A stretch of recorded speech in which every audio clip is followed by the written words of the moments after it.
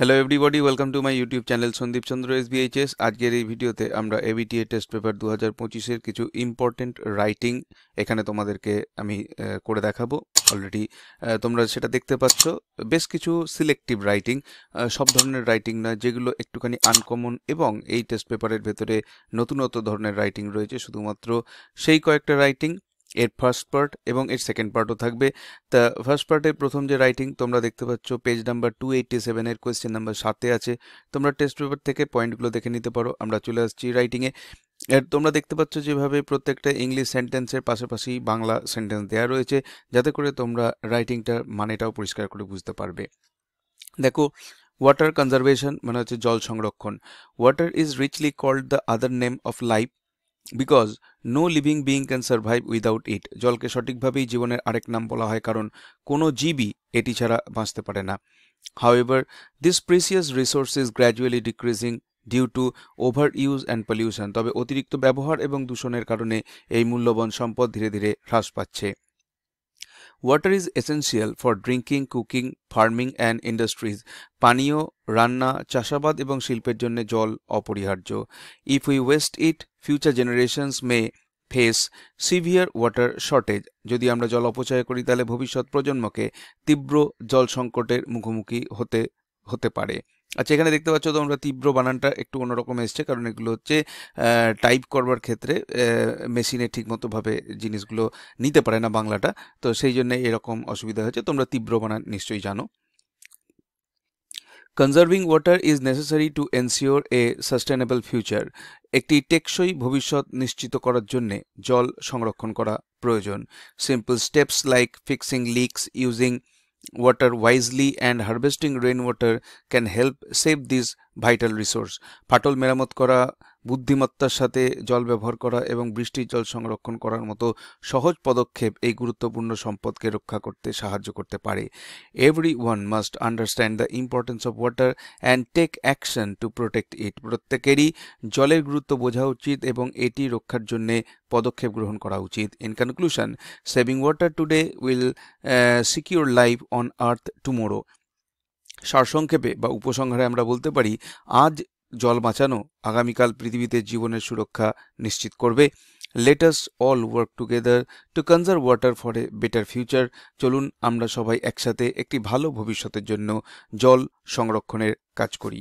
এরপরে আসছি আমরা পেজ নাম্বার 307-এর কোয়েশ্চেন নাম্বার 7, যেখানে একটা প্যারাগ্রাফ লিখতে বলা হয়েছে importance of mobile phone on student life. এই ক্ষেত্রে আমরা লিখব importance of mobile phones on student life. এটা আমরা একটা হেডিং করলাম।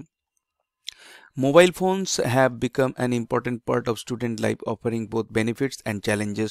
মোবাইল ফোন ছাত্র জীবনের একটি গুরুত্বপূর্ণ অংশ হয়ে উঠেছে, যা সুবিধা এবং চ্যালেঞ্জ উভয় নিয়ে আসে। On the positive side, they provide convenience, easy access to information and quick communication with teachers, friends and family. ইতিবাচক দিক থেকে এটির সুবিধা হচ্ছে তথ্য সহজে পাওয়া যায় এবং শিক্ষক, বন্ধু এবং পরিবারের সঙ্গে দ্রুত যোগাযোগের সুযোগ প্রদান করে। Students can use educational apps and online resources to learn new things. ছাত্ররা শিক্ষামূলক অ্যাপ এবং অনলাইন রিসোর্স ব্যবহার করে নতুন নতুন বিষয় শিখতে পারে। However, mobile phone also have negative sides. তবে মোবাইল ফোনের নেতিবাচক প্রভাবও রয়েছে। They can distract students from studies, leading to poor performance. এগুলি ছাত্রদের পড়াশোনায় মনোযোগ নষ্ট করতে পারে, যার ফলে খারাপ ফলাফল হতে পারে। Overuse can harm mental and physical health, causing stress, eye strain and lack of exercise. অতিরিক্ত ব্যবহার মানসিক এবং শারীরিক স্বাস্থ্যের ক্ষতি করতে পারে, যেমন চাপ, চোখের ক্লান্তি এবং ব্যায়ামের অভাব। Students may access inappropriate content or become addicted to games and social media. ছাত্ররা অনুপযুক্ত বিষয়বস্তু দেখতে পারে বা গেম মানে খেলা, অনলাইন গেম এবং সামাজিক মাধ্যমে আসক্ত হয়ে পড়তে পারে। Sometimes they rely on unreliable information which affect their learning. কখনো কখনো তারা অবিশ্বস্ত তথ্যের উপর নির্ভর করে, যা তাদের শেখার উপর প্রভাব ফেলে। In conclusion, mobile phones can be helpful if used wisely, but misuse can harm students' growth and education. সারসংক্ষেপে বা উপসংহারে আমরা বলতে পারি, মোবাইল ফোন সঠিকভাবে ব্যবহার করলে তা উপকারী হতে পারে, কিন্তু অপব্যবহার ছাত্রদের বিকাশ এবং শিক্ষার ক্ষতি করতে পারে। এরপরে আসছি আমরা 353 নম্বর পেজের কোয়েশ্চেন নাম্বার 8। এইখানে আমরা একটা প্যারাগ্রাফ লিখব, সেটা হচ্ছে কিভাবে তুমি তোমার বাড়িতে একটা ছোট ফুলের বাগান তৈরি করেছো। এটা আমি প্যারাগ্রাফের দৃষ্টিভঙ্গি দিয়ে লিখেছি। যদি কারোর মনে হয় যে এটা ফ্লো চার্টের দৃষ্টিভঙ্গি দিয়ে লিখতে হবে, তাহলে তার ফরম্যাটটা একটু আলাদা হবে, সেক্ষেত্রে সবগুলি প্যাসিভ ভয়েস দিয়ে ইউজ করতে হবে। যেহেতু আমি কিভাবে করেছি জিজ্ঞেস করেছো, সেই জন্য আমি ফার্স্ট পার্সন ন্যারেটিভ দিয়ে এই প্যারাগ্রাফটা রচনা করেছি। যদি তোমাদের কোনো রকম ডাউট থাকে, তোমরা অবশ্যই আমাকে কমেন্ট সেকশনে জানাতে পারো। How I made a small flower garden. I decided to make a small flower garden in front of my house to add beauty and freshness. আমার বাড়ির সামনে সৌন্দর্য এবং সতেজতা আনতে একটি ছোট ফুলের বাগান করার সিদ্ধান্ত নিয়েছিলাম। First, I dug the ground and prepared the soil by removing weeds and adding compost to make it fertile. প্রথমে আমি মাটি খুঁড়ে আগাছা সরিয়ে এবং সার মিশিয়ে মাটিকে উর্বর করে প্রস্তুত করলাম। Then I went to a nearby nursery and collected seeds and saplings of colorful flowers like roses, marigolds and sunflowers. তারপরে আমি কাছের একটি নার্সারিতে, যেখানে ফুল চাষ হয়, সেখানে গিয়ে গোলাপ, গাঁদা এবং সূর্যমুখীর মতো রঙিন ফুলের বীজ এবং চারা সংগ্রহ করলাম। After that, I sowed the seeds and planted the saplings carefully, leaving enough space for them to grow. এরপর আমি বীজগুলি বপন করলাম এবং চারাগুলি যত্ন সহকারে লাগালাম এবং তাদের বাড়ার জন্য যথেষ্ট জায়গা আমি রাখলাম। I watered them regularly to keep the soil moist. আমি মাটি স্যাঁতস্যাঁতে রাখতে আমি নিয়মিত জল দিলাম। To protect the garden, I fenced it with bamboo sticks. বাগানটিকে রক্ষা করার জন্য আমি এটি বাঁশের কাঠি দিয়ে বেড়া দিলাম। I took care of the plants daily by removing weeds and checking for pests. আমি প্রত্যেকদিন আগাছা সরিয়ে এবং পোকামাকড়ের জন্য পরীক্ষা করে গাছগুলির যত্ন নিতাম। Soon the garden bloomed with flowers, making me feel proud and happy. অল্প দিনের মধ্যেই বাগানটি ফুলে ভরে উঠল, যা আমাকে গর্বিত এবং আনন্দিত করলো। এরপরে আসছি আমরা পেজ নাম্বার 401, যেখানে বলা হচ্ছে একটা প্যারাগ্রাফ লিখতে, যেটা হচ্ছে একটা বিজি রেলওয়ে স্টেশনের চিত্র তুমি কিভাবে দেখছো। 401 পেজের কোয়েশ্চেন নাম্বার 9, সেখানে তোমরা এই পয়েন্টগুলো পেয়ে যাবে। দেখো, এখান থেকে আমরা লিখছি a busy railway station. I recently visited Howrah railway station, one of the busiest station in West Bengal. Howrah railway station, যা পশ্চিমবঙ্গের ব্যস্ত স্টেশনগুলির মধ্যে একটি, আমি সম্প্রতি সেটি পরিদর্শন করেছি। The station was full of life with a constant বাজিং sound of announcement, passengers and trains. স্টেশনটি জীবন্ত, যেখানে ঘোষণা, যাত্রী এবং ট্রেনের ক্রমাগত গুঞ্জন শোনা যাচ্ছিল। Long queues stretched before the booking counters as people waited to buy tickets. Ticket কেনার জন্য মানুষ অপেক্ষা করছিল আর বুকিং কাউন্টারের সামনে লম্বা সারি দেখা যাচ্ছিল। Passengers hurried with luggage, some helped by porters dressed in red uniforms. যাত্রীরা ব্যাগপত্র নিয়ে তাড়াহুড়ো করছিল আর কিছু জনকে লাল পোশাক পরা কুলিরা সাহায্য করছিল। Hawkers and vendors moved around selling tea, snacks and magazines. ফেরিওয়ালা এবং বিক্রেতারা চা, খাবার এবং ম্যাগাজিন বিক্রি করতে ঘোরাঘুরি করছিল। Trains arrived and departed with people alighted and boarding in a rush.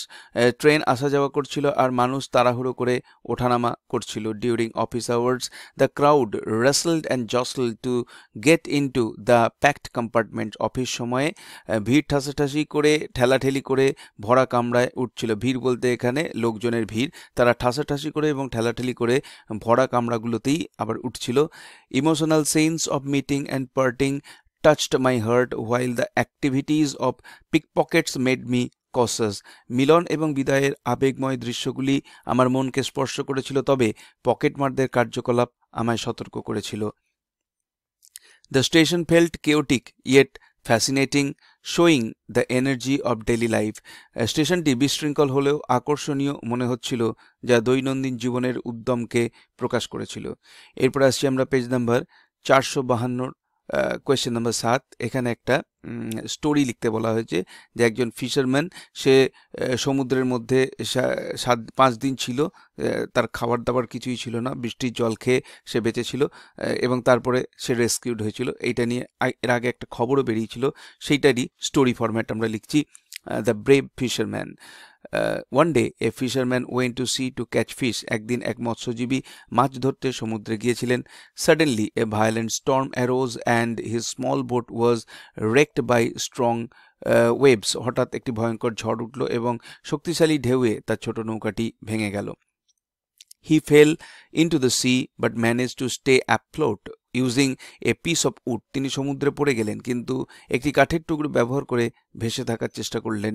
For 5 long days he floated in the vast ocean, surviving only by drinking rainwater. 5 দীর্ঘ দিন ধরে তিনি বিশাল সমুদ্রে ভাসতে থাকলেন এবং শুধুমাত্র বৃষ্টির জল পান করে বেঁচে রইলেন. He felt weak and hopeless, but he didn't give up. তিনি দুর্বল এবং আশাহীন অনুভব করেছিলেন কিন্তু তিনি হাল ছাড়েননি. Finally, a passing ship spotted him and rescued him. অবশেষে একটি চলমান জাহাজ তাকে দেখতে পায় এবং উদ্ধার করে.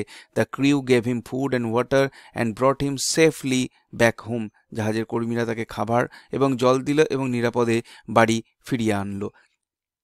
When he returned, the villagers gave him a heroic welcome, cheering for his courage and determination. যখন তিনি ফিরে এলেন, গ্রামবাসীরা তাকে বীরোচিত অভ্যর্থনা জানালো এবং তার সাহস ও দৃঢ়তার প্রশংসা করলো. The fisherman's bravery and will to survive inspired everyone in the village. ওই মৎস্যজীবীর সাহস এবং বেঁচে থাকার ইচ্ছা গ্রামের সবাইকে অনুপ্রাণিত করেছিল. তো এই ছিল আজকের ভিডিওর বিষয়বস্তু, যেখানে আমরা এবিটিএ টেস্ট পেপার 2025 মাধ্যমিকের থেকে কয়েকটা ইম্পর্টেন্ট রাইটিং এখানে তুলে ধরলাম, যেগুলো এইবারের পরীক্ষার জন্য যথেষ্ট গুরুত্বপূর্ণ হতে পারে বলে আমার মনে হয়. একটু অন্য ধরনের রাইটিং, যারা অন্য ধরনের রাইটিংয়ের জন্য প্রস্তুতি নিচ্ছ তারা অবশ্যই এই ভিডিওগুলোকে দেখো. যারা জেনারেল প্রস্তুতি নিচ্ছ তারা অবশ্যই জেনে নিও বিভিন্ন ধরনের রাইটিং কিভাবে বিভিন্নভাবে লেখা যেতে পারে. তো ভিডিওটা ভালো লাগলে অবশ্যই এটাকে একটা লাইক করো. চ্যানেলে নতুন এসে থাকলে চ্যানেলকে সাবস্ক্রাইব করার সাথে সাথে পাশের বেল বাটনে প্রেস করো, যাতে করে পরবর্তীকালে এই ধরনের ভিডিওর লিঙ্ক তোমরা সরাসরি পেতে পারো. দেখা হবে নেক্সট ভিডিওতে. Till then, good bye and thank you.